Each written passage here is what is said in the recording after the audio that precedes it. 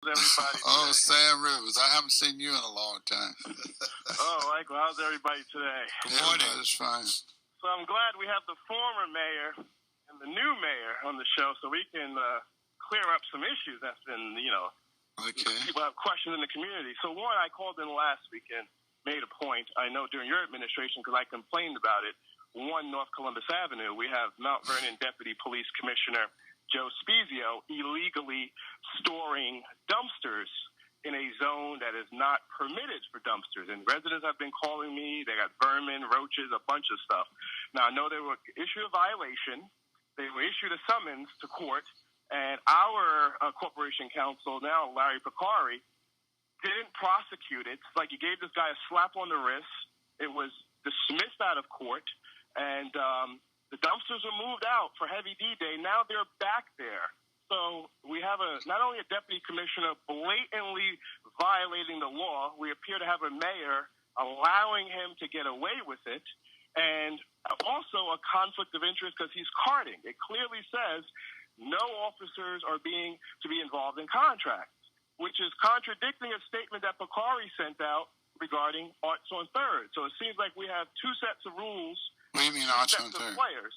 And I would like to know, what is this mayor doing about these dumpsters? And why is he allowing a deputy police commissioner to, one, cart in the city of Mount Vernon, also break the law, and also further violate the police policy? He's not to be involved in raising any money. It's clearly in the police handbook. So how are we going to deal with this?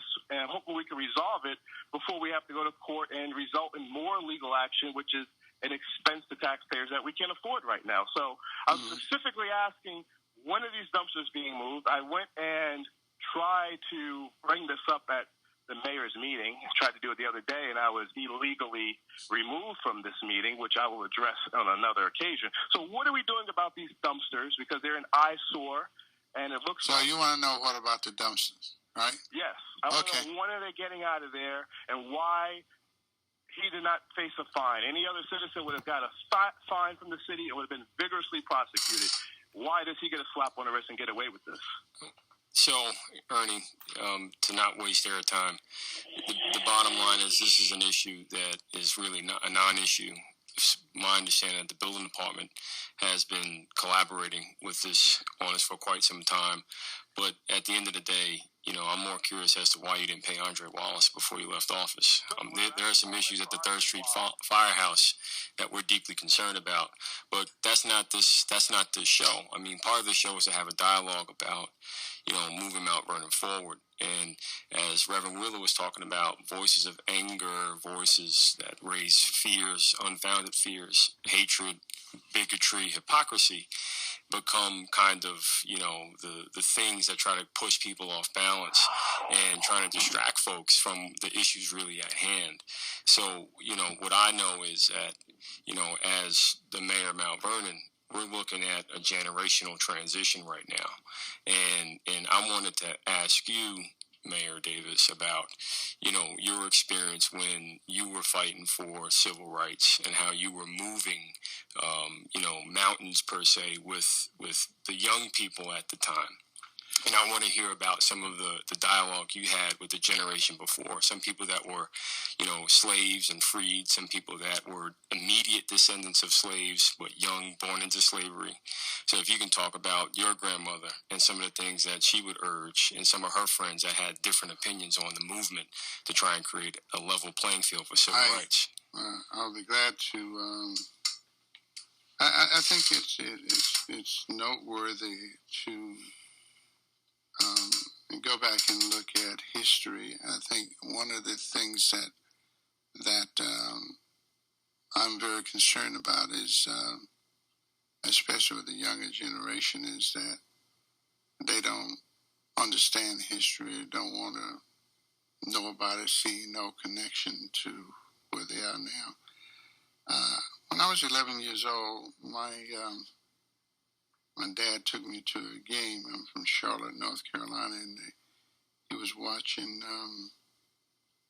We were watching the game. The Baltimore Eli Giants were playing the Charlotte Hornets, and everybody came out to see this black team. and but they saw no correlation between the black team and my dad. They just separated that. And I was 11 years old, and my dad came to me and he said, "Son, how'd you like the game?" And I said, "I'm not going to a game again."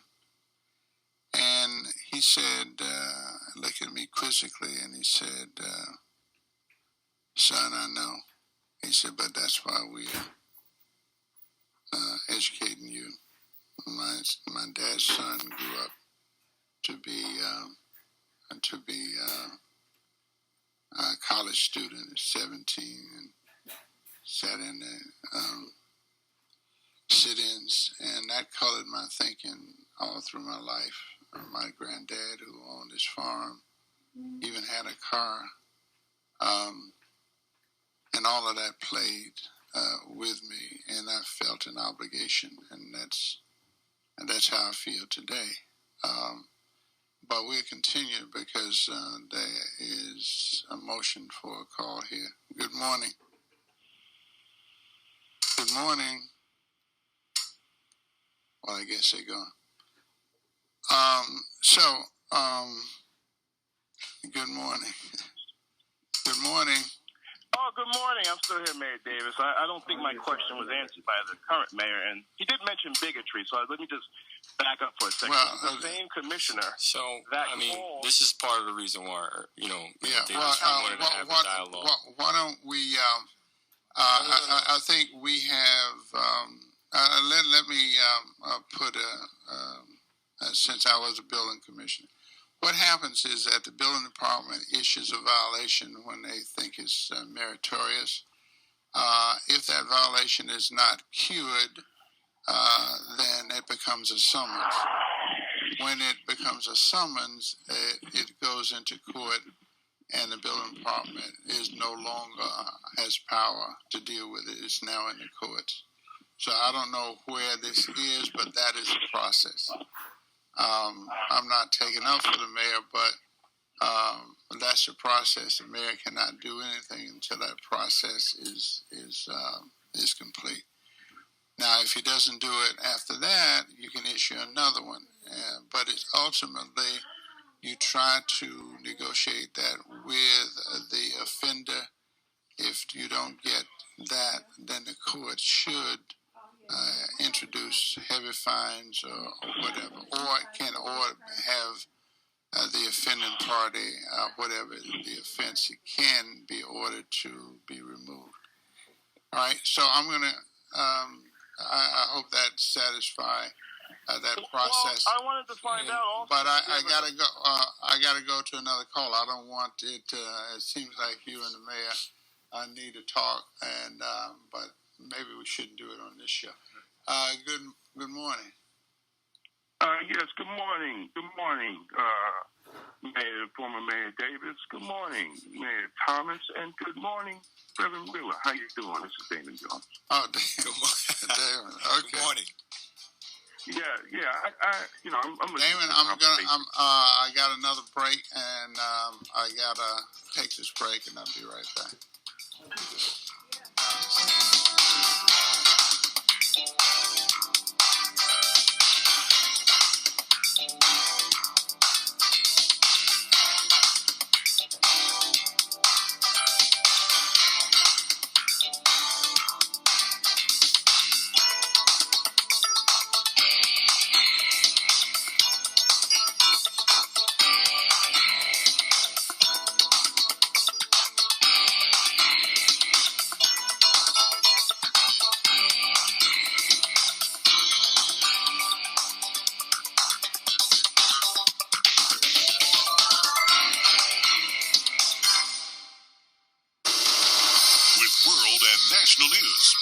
The latest update from Fox News Radio on 1460 WVOX. Fox News Radio, I'm Lillian Wu. Hillary Clinton returns to the campaign trail today after recovering from pneumonia, which her physician calls bacterial and non-contagious. The Democratic presidential nominee saying she will be releasing more information about her health soon. Rival Donald Trump talking about his health on Dr. Oz. I feel as good today as I did when I was 30. Handing Oz a one-page summary of his recent exam during the episode, which airs today. Trump is riding a wave of good polling in the Rust Belt right now, up 5 points among likely voters in a brand new Ohio CNN poll. And he went next door to Michigan yesterday, once the manufacturing gem of the Midwest, that he thinks he's the only one running for president who understands how much their lives have eroded under President Obama. Fox's Peter Ducey, and applications for first-time jobless help up last week to 260,000. Fox News, we report, you decide. Take an ordinary putty knife and scrape off the old wax ring. Place the new wax ring over the flange, then line up the bolts with the bowl and gently set in place, making sure a proper seal is created with the flange and drain. Next. Dad? Yeah, sweetie. Is that an old plumbing manual? Oh, yeah, honey. We really need to get some new books. Right, do you want me to stop? Nah, I kinda wanna know how it ends. Okay. Tighten the bolts, line up the flushing valve to the opening in the top of the bowl, and secure the tank with a screwdriver and crescent wrench. The smallest moments can have the biggest impact on a child's life. Take time to be a dad today. Call 877-4DAD-411 or visit fatherhood.gov. Brought to you by the U.S. Department of Health and Human Services and the Ad Council.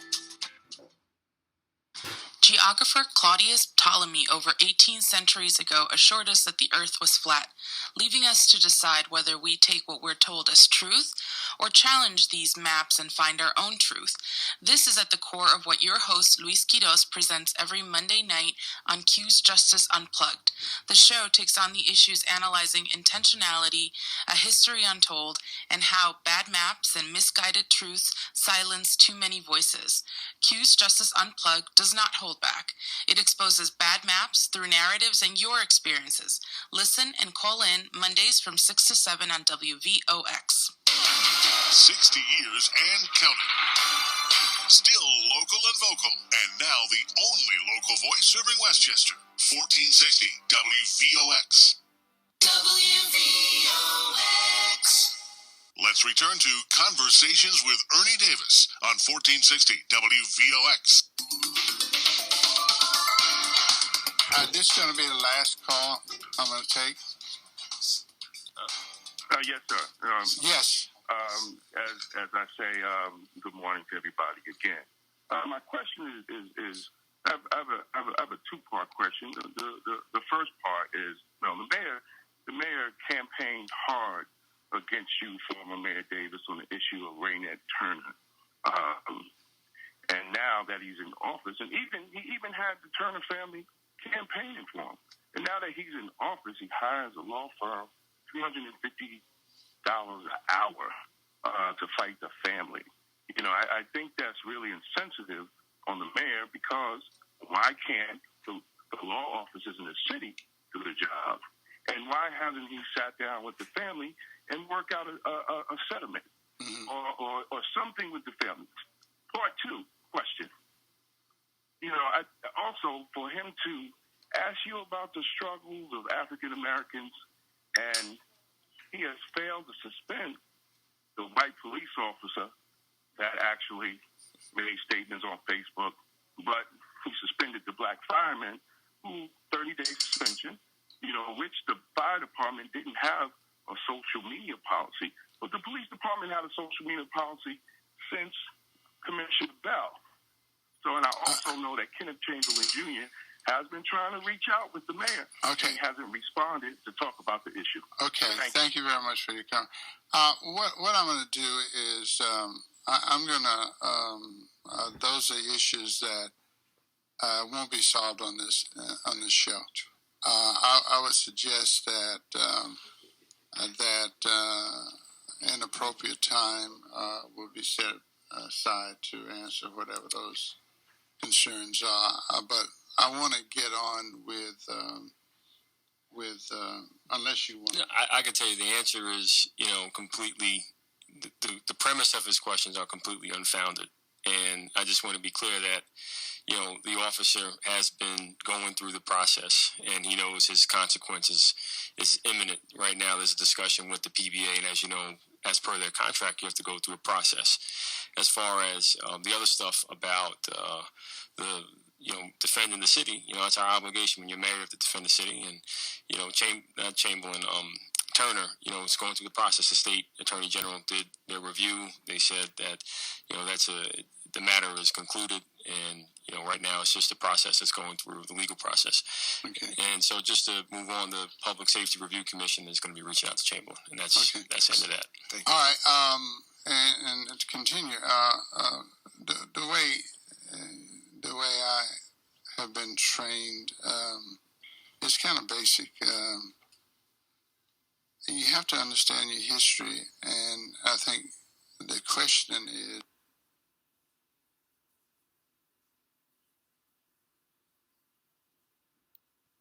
why is it that the African Americans, after all the centuries of contribution, and why is it that there's so much disrespect, disunity?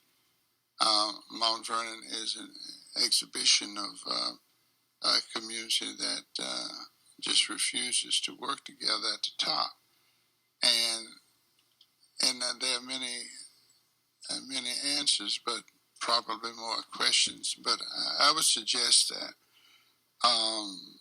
this city has to be emblematic of what is good and what can be done. But none of it can be done if we don't work together, and it's been consistent from the last two elections in the city. And it would behoove every one of you in the sound of my voice to see what you can do. For instance, there's some basic things that you don't have to even discuss. I think the first thing you got to do is respect each other, because if you don't, the children are watching this. Absolutely. And they know, and we must not be examples of disunity, disloyalty, and disrespect. The other thing is that every group, I don't care who you are, has respect for its people, and we have to do that much better in the African community. I should say African American, African community too. There's something about the African mentality, it seems to me, that I don't know if it's tribalism or what it is, but we refuse to work together we refuse to see the big picture. The big picture is not what disunites us, it's what unites us. And on that note, on these airways, I've been thinking about this. How do we stop this? I mean, how do we engender a new perspective for the African community, especially in Mount Vernon? I think what we have to do is, the first thing we have to do is talk to each other, get used to talking to each other rather than yelling at each other and accusing each other and being disingenuous to each other. I want to, over these airways, I'm going to spearhead a series of things, of informational, and talk about the state of Black people in this city, not in America, in this city. Why is it that, for instance, why is it that we have some smart children? Why is it that they are not learning? Is it the structure? Is it the family? Is it regulations that stops it? Why is it that so many people are sent to the city with no support? the state hasn't increased our support in over 11 years. And the state has where does money go? You got health benefits, retirement benefits. All of those things have quadrupled in the last 6 years. And why is it that all of the public services have to be in Mount Vernon? Why is it that you have removed, when you came into office, a big thing was keeping Social Security in Mount Vernon? They took out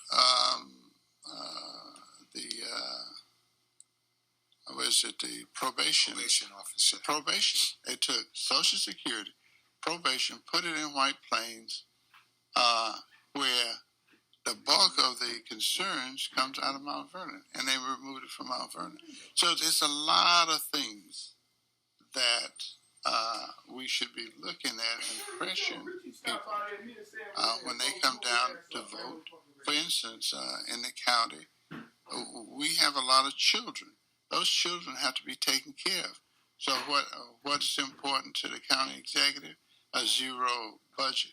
Well, a zero budget means that you're not providing services. It's the only way you can have one. You have to, if you don't pay for it, you have to take it away. So what politicians do, knowing that the people like to hear, I ain't going to spend no money, well, then you ain't going to get no services. That's the way that works. But they don't want to hear that. In Fleetwood, we were building a tall building for Mount Vernon. Look at White Plains. Look at New Rochelle. I mean, are you kidding me?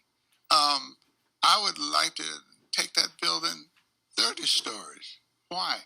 Because people of means love to look at. See, we don't have water, but we do have views. And no, I want to keep this right the way it is. Oh, yeah?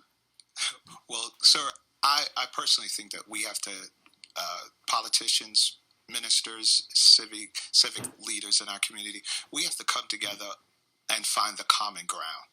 Yeah, but I think you're absolutely right. And I want to start from the ground. See, yes. we start from the top. Mm-hmm. What it is, it's on the start from the bottom. Now we're here. And that's great. We gotta start. You just threw me off with that. I mean, the show was lit. So we have to sit down and honestly say, look, talk to the